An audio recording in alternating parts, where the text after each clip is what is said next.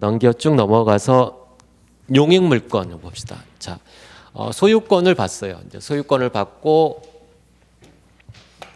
우리 물권을 보고 있죠. 물권은 크게 점유권과 소유권. 소유권은 점유권과 본권. 본권은 가장 완벽한 권리인 소유권. 소유권의 일부 권능만 지배하는 제한물권. 제한물권 안에는 사용수익 권능만 지배하는 용익물권. 그리고 교환가치만 지배하는 담보물권이 있는데 이제 용익물권으로 들어온 겁니다. 지상권, 지역권, 전세권. 지역권은 중요한 물건이 아니에요. 그냥 간단하게 개념만 알면 되고 지상권, 전세권이 중요하죠. 그래서 지상권과 전세권을 볼 건데, 자, 여기서 일단은 기억할 건 이 지상권, 용익물권은 다른 사람의 물건을 사용하는 권리예요. 다른 사람의 물건을. 여러분이 다른 사람의 물건을 사용하는, 새 들어 사는 게 대표적으로 다른 사람 물건을 쓰는 거죠. 다른 사람 건물을 쓰는 겁니다. 다른 사람 물건을 쓸 수 있는 방법은 권리가 있어야 되는데, 그 권리는 채권으로서 채권을 취득해서 사용할 수도 있고 물건을 취득해서 사용할 수도 있다는 얘기예요. 어떤 게 더 많이 보호되겠어요? 물건이 훨씬 더 보호되겠죠. 이 채권이 대표적인 게 임대차에 의한 임차권을 취득해서 임차인으로 사용하는 거고, 물건을 취득하는 게 지상권, 지역권, 전세권입니다. 이 전세권은 물건을 말하는 거예요. 차이점은 지상권은 남의 토지, 남의 땅을 사용하는 거예요. 땅을 왜 사용하느냐? 그 위에 있는 지상물, 대표적인 게 건물이겠죠. 지상물을 남의 땅에 건물을 소유하기 위해서, 남의 땅에 자기 건물을 소유하기 위해서 사용하는 겁니다. 건물은 허공에 있을 수 없고 땅 위에 있기 때문에 땅을 사용할 수 있는 권리가 반드시 필요해요. 그런데 이게 지상권이다. 지역권은 통행하는 거예요. 통행. 여러 가지 종류가 있는데 대표적인 지역권이 통행지역권. 내가 도로로 나가려면 남의 땅을 지나야 된다. 그럼 네 땅 좀 지나게 해달라라고 서로 계약을 해서 지역권을 취득할 수가 있죠. 이건 둘 다 토지를 사용하는 거예요. 다른 사람의 토지를 사용하는 권리. 근데 사용하는 용도가 좀 다르죠. 지상권은 그 위에 있는 건물 등의 지상물을 소유하기 위해서 사용하는 거. 만약에 지상권의 존속기간이 만료가 되면 그 위에 있는 건물은 어떻게 되겠어요? 건물은 철거해야 됩니다. 철거. 원칙적으로. 그러니까 이 지상권은 되도록이면 오랫동안 보호를 해줘야 되겠죠. 존속기간. 지상권 만료하면 쫓겨나야 되는 거예요. 건물을 원칙적으로 철거. 지역권은 그냥 내 땅에 쓰기 위해서 다른 사람 땅을 쓰는 거고, 이 전세권은 토지에도 설정할 수 있고 건물에도 설정할 수 있어요. 토지와 건물 모두 인정이 된다. 어떠한 것을 더 많이 보호해 주겠어요? 이 전세권은 남의 토지를 사용하는 자와 남의 건물을 사용하는 자, 어떤 사람이 더 사회적으로 약자겠어요? 건물을 쓰는 사람이죠. 주로 이제 건물을 빌려 쓰는 건 거기서 생활을 하기 위해서 빌려 쓰거나 장사를 하기 위해서 빌려 쓰는 사람들이기 때문에 이 건물 전세권을 훨씬 더 토지 전세권보다 더 보호를 하고 있습니다. 자, 그런 구조에서 하나씩 살펴보면, 지상권 279조. 지상권자는 타인의 토지의 밑줄, 토지에 건물, 기타 공작물, 한마디로 지상물이에요. 지상에 있는 물건, 수목까지 포함해서 소유의 동그라미, 소유. 이제 지상물 중에 대표적인 게 건물이니까 건물이라고 합시다. 건물을 소유하기 위해서 남의 땅을 사용하는 물건입니다. 남의 땅을 사용하는 물건, 그게 지상권이다. 341페이지 양가로 3번에 이 지상권은 어떻게 성립하느냐? 물건이니까 당사자가 법률행위로 설정하면 물권적 합의 플러스 등기가 있어야 되겠죠. 원인행위로서 채권행위는 뭔가 있을 것이고, 물권적 합의와 등기, 이게 있어야 돼요. 물권행위와 등기가 있어야 되는데 여기서 물권행위는 지상권 설정 계약이라고 합니다. 설정. 지상권을 설정하기로 하는 합의에 합의. 이른바 물권행위. 지역권은 어떻게 했어요? 다 똑같아요. 지역권 설정 계약과 등기. 전세권 설정 계약과 등기. 우리 뒤에 보면 저당권도 마찬가지. 저당권 설정 계약과 등기. 물권행위와 등기가 있으면 186조에 의한 물권 변동이 일어나는 거예요. 등기까지 해야 된다. 그다음에 넘겨보시면 342페이지 지상권의 존속기간에 대해서 자 지상권이 기간이 끝나면 기본적으로 이제 쫓겨나야 돼요. 그 건물을 철거하거나 지상물 매수 청구권이라는 또 특별한 제도가 있는데 어쨌든 강제로 팔고 나가거나 쫓겨날 수밖에 없어요. 그러니까 지상권은 기간 보장을 많이 해줍니다. 기간 보장을. 그래서 280조를 보면 계약으로 지상권의 존속 기간을 정할 때에는 다음의 기한보다 단축하지 못한다. 최단 기간을 보장해주고 있어요. 최단 기간. 최소한 1호에 보시면 석조, 석회조, 연화조, 기와집, 연화조, 견고한 건물의 밑줄. 앞에는 중요하지 않습니다. 석조, 석회조, 돌로 만든 거 이런 것들, 콘크리트 이런 한마디로 견고한 건물, 또 수목, 견고한 건물이나 수목의 소유를 목적으로 지상권을 설정했을 때 가장 오랫동안 보호해줘. 최소한의 기간이 30년이에요. 30년 이상으로 해야 된다니 지상권 설정할 때. 그 다음에 2호에는 그 견고한 건물 이외의 초가집 이런 것들 나머지 건물은 15년 절반이죠. 반띵에서 절반 15년. 그 다음에 건물 말고 나머지 건물 이외의 그것은 5년. 그러니까 30년, 15년, 5년 최소한 이만큼은 보장해 준다. 그리고 연장할 때에도 그 2항에 보시면 30년보다 짧게 했다 예컨대 견고한 건물을 30년보다 짧게 하면 30년으로 간주합니다. 30년으로 연장한다. 그다음에 343페이지 기간을 정하지 않았다. 당사자가 지상권 설정 계약을 하면서 기간을 정하지 않았으면 그 기간은 법에 있는 규정을 적용한다는 얘기예요. 최소 30년으로 한다. 30년, 15년, 5년으로 한다.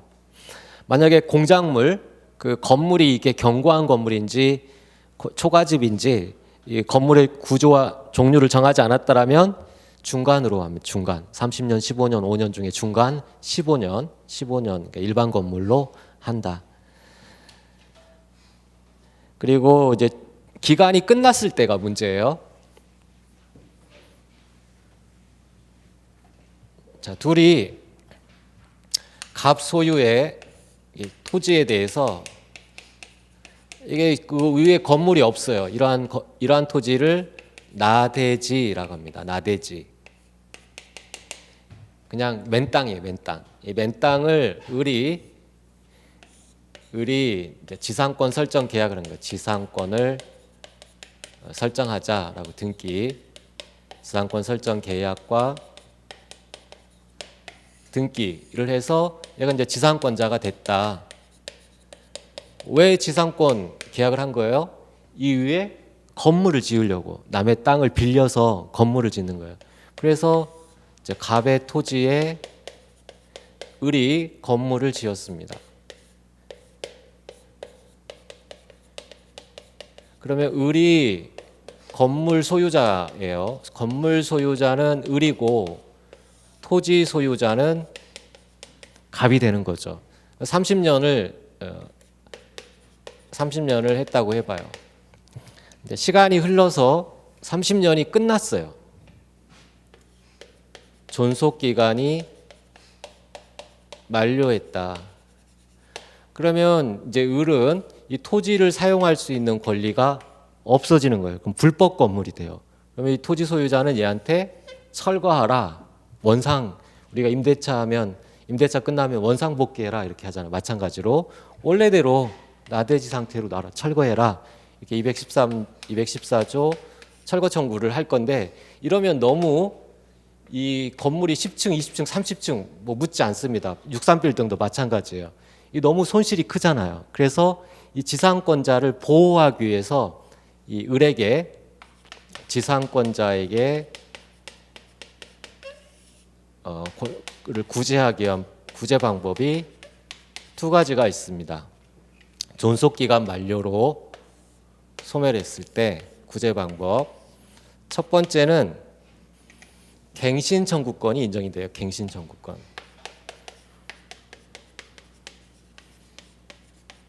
연장해달라. 다시 30년을 연장해달라라고 갱신 청구. 근데 이런 갱신 청구권은 말 그대로 청구권이에요. 자, 우리가 명칭이 청구권이라고 붙었을 때 그 법적 성질이 청구권인 경우도 있고 형성권인 경우도 있어요. 명칭이 아니라 실질에 따라서 따지는데 이건 순수한 명칭 그대로 청구권이에요. 청구권이기 때문에 거절이 가능해요. 너랑 갱신 안 하겠다라고 거절할 수 있습니다. 순수한 청구권이어서 거절할 수 있어요. 그러면 이제 이건 물 건너 가는 거예요.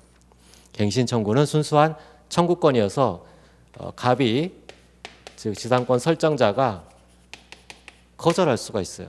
그러면 두 번째로 갑니다. 거절하면 지상물을 사달라. 지상물 매수 청구권을 행사할 수 있어요. 이 건물 사달라. 내가 철거해야 되는데 이거 너무하지 않나요? 사달라. 이것도 청구권이라는 명칭이 붙었지만 이거는 형성권입니다. 형성권.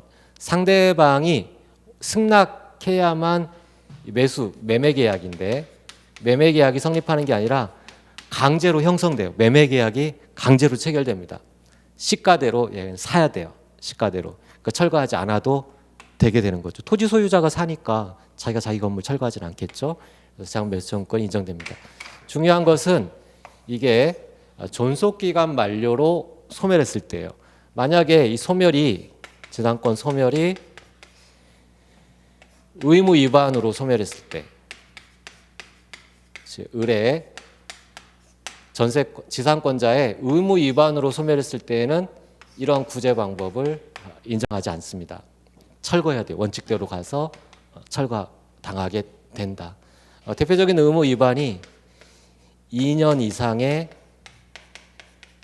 지료를 연체했을 때, 임대차에도 비슷한 게 있어요. 임대차에도 2기 이상, 보통 우리가 월세 내면 2달치, 총 연체액이 2달 이상이 되면 아직 임대차 기간이 남아있다 하더라도 쫓아낼 수 있습니다. 그것처럼 지상권에서는 2년이에요. 이건 덩치가 크니까 2년 이상의 지료를 연체했을 때 소멸을 청구할 수 있고 그때는 이런 권리가 인정되지 않고 쫓겨나게 된다. 그래서 양가로 3번의 갱신 청구권을 보도록 합시다. 283조. 지상권이 소멸한 경우, 소멸의 동그라미, 대표적인 소멸 사유가 존속기간 만료로 소멸하는 경우죠. 소멸한 경우에 건물 기타 공작물이나 수목이 지금 지상 시설이 위에 있으면, 현존하고 있으면 지상권자는 계약의 갱신을 청구할 수 있다. 갱신 청구권. 다만 이러한 갱신 청구권은 순수한 청구권이에요. 넘겨보시면 방가로 3번의 효과 부분에 두째 줄, 동그라미 1번의 두째 줄이에요. 동그라미 1번의 두째 줄에 보면 형성권이 아니라 청구권, 거기에 밑줄. 순수한 청구권이라는 얘기예요. 그래서 거절할 수가 있어요. 지상권자가 거절하는 것이 가능하다. 거절하면 매수 청구권으로 들어가는 거예요. 그래서 그때 매수 청구권은 형성권이죠. 동그라미 2번에 지상물 매수 청구권은 형성권으로 승낙을 하지 않아도 강제로 지상물에 관한 매매 계약이 성립해서 사야 됩니다. 돈 주고 사게 되는 구조이다. 조문을 보세요. 283조. 지상권자가 계약의 갱신을 원하지 않을 때에는 지상권자는 상당한 가액으로 그 지상물, 공작물이나 수목의 매수를 청구할 수 있다. 그리고 이러한 그 구제 방법은 앞으로 가보세요. 343페이지로 한 장 다시 앞으로 가보시면 셋째 줄에 행사 요건, 방가로 2번의 행사 요건의 셋째 줄, 지상권자의 지료 연체를 이유로, 거기에 밑줄 2년 이상의 지료 연체를 이유로 소멸된 경우에는 이러한 매수 청구권 인정되지 않습니다. 구제 방법 인정되지 않는다는 이야기예요. 자, 거기까지. 그 다음에 넘겨서 345페이지에 지료 지급 의무. 자, 남의 땅을 빌려 쓰는 건데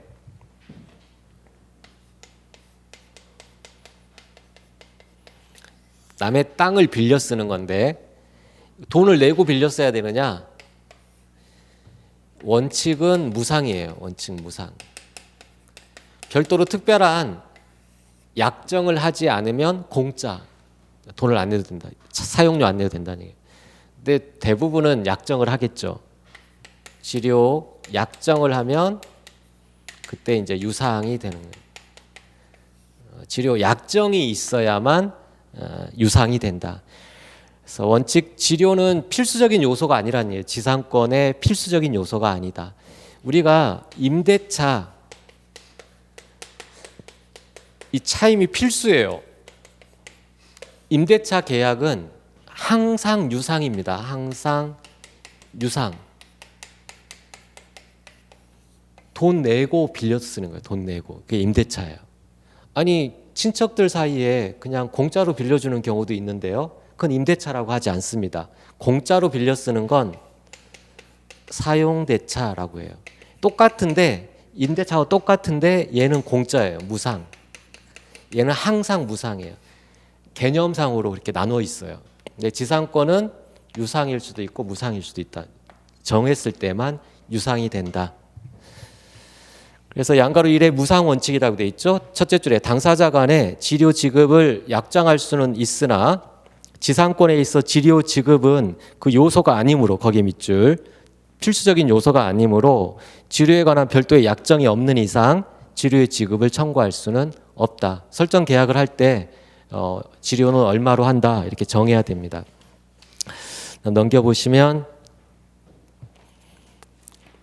347페이지 지상권 소멸의 효과. 아까 봤던 양가로 3번에 지상물 매수 청구권 여기에 돼 있는 내용이고, 넘겨보시면 348페이지에 유익비 상환 청구권. 자기가 땅을 개간해서 가치를 증가시켜 놨다. 그러면 그 비용 증가액에 대해서 우리 점유권에서 봤던 것처럼 유익비 상환 청구권이 인정이 된다. 거기까지 잠시 쉬었다가 테마 2번 보도록 하죠.